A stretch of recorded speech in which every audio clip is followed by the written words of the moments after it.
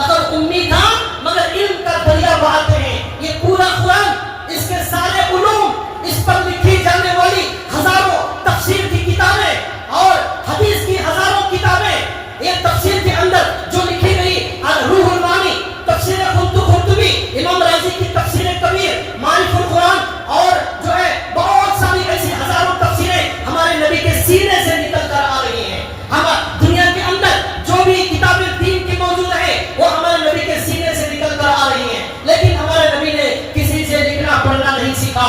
یہ کتنا عظیم معجزہ ہے، یہ کتنی بڑی دلیل ہے. یہ کلام اللہ کا کلام ہے، یہ اللہ کا کلام. ہمارے نبی لکھنا پڑھنا بالکل نہیں جانتے، لیکن امام بخاری کی بخاری، امام ترمذی کی ترمذی، امام مسلم کی مسلم، امام ابن ماجہ کی ابن ماجہ، امام ابو داؤد کی ابو داؤد، بیہقی، مصنف ابن ابی شیبہ، تبری، یہ ہزاروں کتابوں کے نام ہیں. یہ سارے ہمارے نبی کے سینے سے نکل کر علم کا دریا پوری دنیا میں بہا رہے.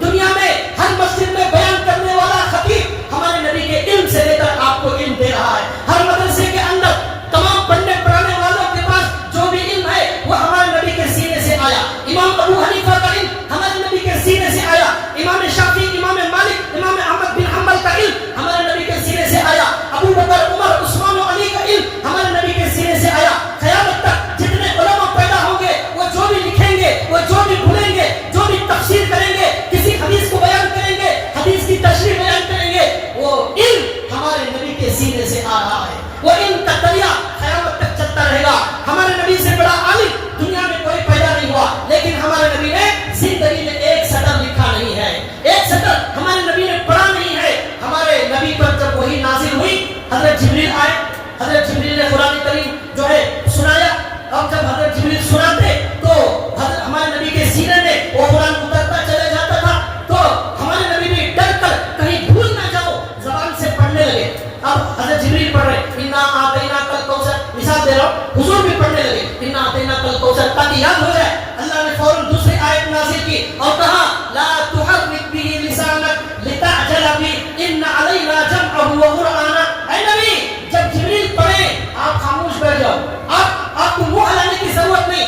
دنیا کے تمام حافظ قرآن، حافظ بننے کے لیے ایک ایک آیت کو 50 بار پڑھنا پڑتا ہے، رٹنا پڑتا ہے، 50 بار رٹ کر یاد کرنا پڑتا ہے. ہمارے نبی ایسے حافظ نہیں ہے، ڈائریکٹ اللہ نے قرآن پورا سینے میں اتار دیا اور کہا زبان ہلانے کی ضرورت نہیں، منہ ہلانے کی ضرورت نہیں، ہونٹ ہلانے کی ضرورت نہیں، خاموش بیٹھے رہو، سنتے رہو. آپ سنتے رہیں گے، یہ قرآن آپ کے سینے میں اترتا رہے گا. اس طرح اللہ نے قرآن کو نبی کے سینے میں اتار دیا.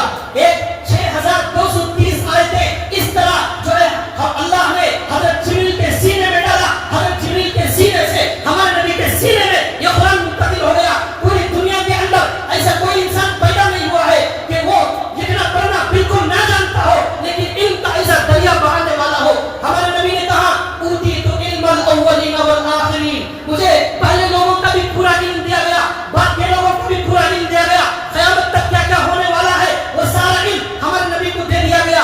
سارے ڈاکٹروں کا علم، سارے سائنسدانوں کا علم، سارے علماء کا علم، مفتیوں کا علم، محدثوں کا علم، مفسروں کا علم، سارے علوم ہمارے نبی کے سینے میں اللہ نے ڈال دیے. لیکن ہمارے نبی لکھنا پڑھنا نہیں جانتے تھے. یہ دوسری دلیل ہے اس بات کی